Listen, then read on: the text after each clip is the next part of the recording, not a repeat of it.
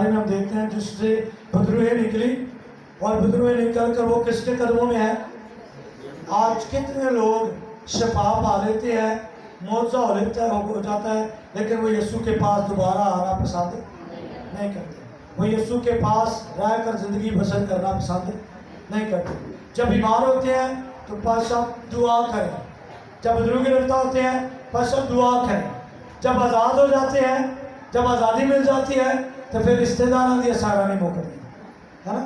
حالانکہ جب ٹھیک ہو جائے تو پھر یسوع کا در نہیں چھوڑنا چاہیے، پھر یسوع کی حضوری نہیں چھوڑنی چاہیے، پھر یسوع کے قدم نہیں چھوڑنے چاہیے۔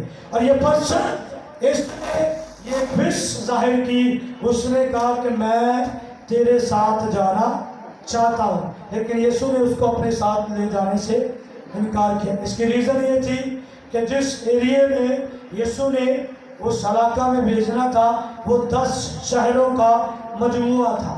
اگر وہ پرسن یسوع کے ساتھ چلا جاتا 10 شہروں میں اس کے ذریعے سے گواہی نہیں جانی تھی، اور لوگوں کی دہشت تھی، اور جب وہ لوگوں میں جاتا لوگ اس کو دیکھ کر مسیح کو قبول کرنا شروع ہو گئے تھے۔